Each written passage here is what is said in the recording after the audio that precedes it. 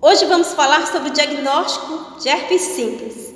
E amanhã eu vou publicar sobre o tão perguntado tratamento de herpes simples. Então nós temos vários testes disponíveis para o diagnóstico de herpes simples e resumidos, estes testes eles são divididos em dois grupos.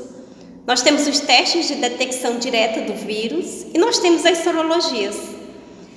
A escolha do teste depende da urgência do exame e também da disponibilidade do teste no serviço.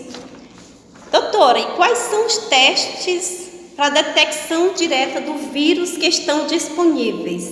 Então, nós temos o isolamento do vírus em cultura de células, nós temos a detecção de antígenos do vírus herpes simples, nós temos o teste realizado com microscópio eletrônico, nós temos também hibridização do DNA do vírus herpes simples, análise do polimorfismo no comprimento de fragmentos de restrição do DNA do vírus herpes simples e o PCR. A capacidade dos testes depende da qualidade da amostra e também do tempo das lesões. Então, se o paciente chegar dizendo, olha, eu já estou com 15 dias que eu comecei a apresentar herpes, esse material que vai ser coletado nesse momento, ele não é um material tão bom quanto se tivesse sido coletado lá no início das lesões, lá com a presença das bolhas. Então, os melhores resultados, eles são obtidos de células infectadas.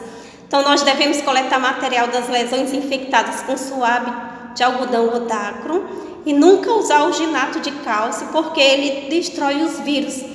E aí pode dar um resultado negativo, mesmo que o paciente tenha infecção. A alternativa é aspirar as bolhas com agulha e transportar material em meio adequado, como, por exemplo, solução salina balanceada de Rankin, com nutrientes, antibióticos e pH neutro. O vírus, nesse meio adequado, ele fica viável 2 a 4 dias se ele for mantido a 4 graus Celsius. Em relação ao isolamento do vírus, então nós vamos falar sobre cada um daqueles testes de detecção direta do vírus. Então, em relação ao isolamento do vírus em cultura de células, várias células são usadas para o cultivo em laboratório do vírus. Pode ser obtido fibroblastos diploides de humanos ou células do rim de coelho. Aí vão pegar essas células e aí vão coletar o material de um paciente que está com vírus herpes simples e aí colocar ali nessas células, tanto células do rim do coelho ou pode ser também fibroblastos diploides humanos. E aí vão ficar observando esse cultivo. E observou-se que quando realmente o paciente tem vírus herpes simples, que é colocado nesse cultivo, o vírus se multiplica rapidamente, de 12 a 18 horas, e pode ser detectado de 18 a 24 horas depois, devido às alterações características que causa nas células. Doutor, e que alterações são essas que os vírus vão causar nas células dos fibroblastos diploides humanos e também nas células do rim do coelho, que nos faz pensar que realmente naquele material ali que está sendo cultivado tem a presença do vírus. Então, esse vírus vai causar um arredondamento das células, vai causar um inchaço nessas células ali que estão sendo cultivadas, ali onde os vírus estão sendo cultivados, que é o edema celular. Vai causar um aumento da refratividade e também morte. Nossa, doutora, e qual que é o período de tempo que o vírus leva para causar todas essas alterações nessas células? Então, o tempo médio de aparecimento desses efeitos é de 2 a 3 dias. Mas mesmo assim, nós pedimos para que esse material seja observado durante 14 dias antes de dizer que realmente ali não tem a presença do vírus. Se esses efeitos forem observados, nós temos que confirmar a presença do vírus. Então, nós temos que fazer imunofluorescência indireta com anticorpos específicos que excluam outros herpes vírus, como por exemplo o cobreiro. É uma técnica trabalhosa e lenta.